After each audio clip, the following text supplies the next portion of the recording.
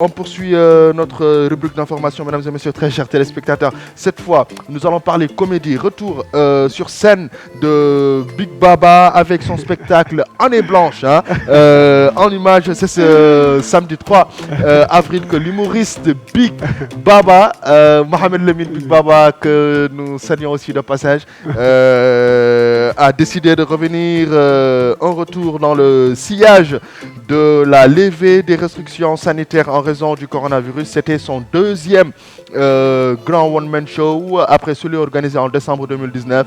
L'ambassadeur de Nouakchott, le géant comédien, débute sa soirée en affirmant se réjouir de se retrouver devant son public avant de prolonger par des remerciements à l'endroit de ceux qui ont toujours cru en moi. Puis il campe le décor.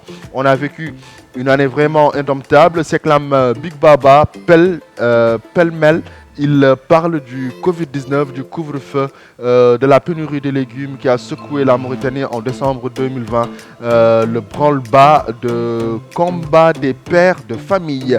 À l'arrivée, plus d'une heure de prestation qui a échanté le public entre actualité du moment et histoire personnelle. Je pense aux gens qui ont souffert cette année, qui n'ont pas travaillé.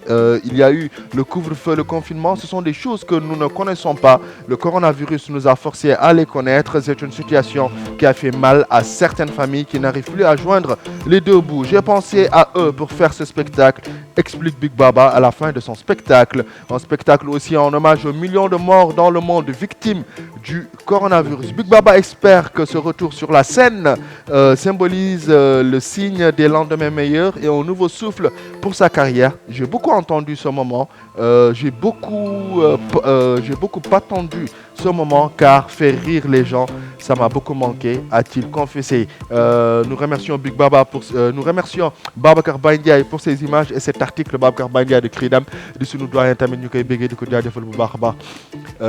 Linda Base, Big Baba c'est un ami, un frère, te on di bëggee que di en même temps. Non, Big c'est mon ami d'enfance. On a grandi ensemble, on a fait la jouvence ensemble à Bogué. C'est quelqu'un que je côtoie beaucoup, c'est quelqu'un que je connais très bien même. Parce que j'ai eu la chance de le côtoyer. J'ai eu la chance. Mais résume-moi, c'est Big c'était un rappeur avant tout. Avant tout, oui. Avant tout, c'était un rappeur. Avant, il était ce qu'on appelle Junior Negro Puissance. Negro Puissance, avant c'était BDB, Moussa et plus Yacoub Khan. Après, bon, il y a ce qu'on appelle cette rupture entre le rupture du groupe. Godfo était carrière mouvement solo. Bon, BDB Yehi Bangé, créé Victime 89. Moussa Yehi Bangé créé Negro Puissance. Yahaboy BDB change de Wati BDB Djibnan de Lady. Moussa était Negro Puissance. Il connaît très bien. Big Baba, non, il faut dire pour dire où il y a tant que Big Baba. Yahaboy a créé clan comme impérial. Shergali, bien bien Dougis Klein. Ok. Dougis Klein, Yahaboy, Dougis Klein Foussi.